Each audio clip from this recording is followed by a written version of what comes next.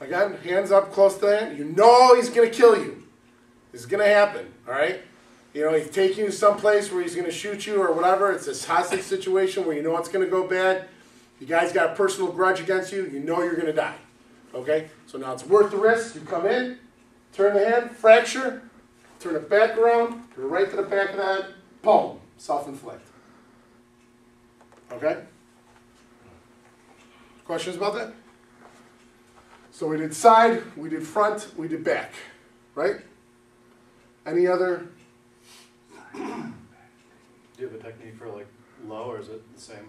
Well, I mean, if it's low here, okay, for a frontal, it's still going to be, you know, just laying the hand out. If it's here, it's going to be a gansa, you know, step out the gansa. Okay. And you can go, say, you know, fracture underneath, go to the hand, fracture down, you know, pull it back around. Okay? That's fine, up to you. Very simple, very easy. Very simple, very easy. Keep it simple. That's the whole aspect of the game. There's another one for like, if the guy's got you around the throat, okay, and he's got it stuck into your back or your ribs, okay? This is a little bit more dangerous. But again, remember, you can turn. Now notice what happens to the gun as I turn. I got to press into you though. I can't just turn and do this. Because if I turn and do this, you know, with the gun, I'm still going to take part of my kidney out, okay? So what I want to do is I want to turn and press into you. Now the gun's shooting sideways, isn't it? Yep. It's not even pointed at you. Up into the eyes. Nice. Shoot up into the eyes, okay? Finish it. Now you headbutt if you need to. Strike up into the eyes, finish the headbutt. Come into here and finish the circle. Fracture it down, okay? Push straight down back into the guy. Self-inflict. Take the gun out of the hand. And notice when I say self-inflict, when I say self-inflict, you're going to bring the gun up. You're going to use the other finger inside the trigger. You can probably be right on top of his finger if his finger's already on the trigger. And you're going to push down this way, okay?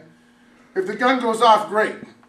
If you're holding the slide and it discharges, you blocked it, and then you went to hold the slide right away, there might not be one in the chamber, okay? So if you go to self-inflict, it might not work, okay? So it all depends. So now what you got to do is put a little bit, you don't want to grab the tip of the nozzle. And remember, this is going to be hot if it's discharged around already. Okay? So you want to continue it going, but you want to trap the hand, which puts a lot of pressure on the wrist. Okay? So when you trap that forward part of the hand, it fractures it out. It could even take some skin with it. But I've kind of gone to a slight angle off his shoulder, and it's already gotten trapped up to the point where he had to let go. But I use the weapon as a lever. Okay, so as I step out, you know, if I fracture, it's great. But when I come in this way, I use that as a lever to force all that pressure onto his wrist. Now I shoot him from this point, or if it won't shoot, I just go a little bit farther. Now I break it out, and then I recenter myself right away. Be careful, though, that you don't turn your back on your opponent. Don't do this. You know, when you're here, you come up underneath, you go to self-inflict, it won't go. Now you do this. Well, he'll just follow up with other hand, okay? He's just going to follow you up with other hand. You want to stay in the fight, so when you bring it off to this way, and you're just here, okay, at the point where he punches again, you know, I can lift an elbow or whatever to kind of glance it off. I can see it coming, okay? So I can deal with it. But if I turn my back completely, he can hit me, or he can push my elbow, right, and get me in the same situation where now he still has me in a fight for the weapon.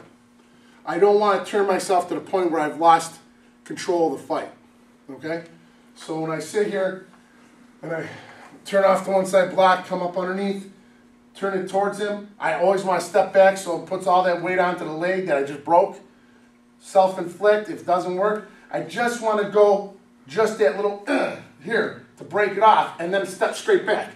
His hand might still be on the gun, but it's not going to be in control. You're going to be in control. Right. You force the gun into your hand.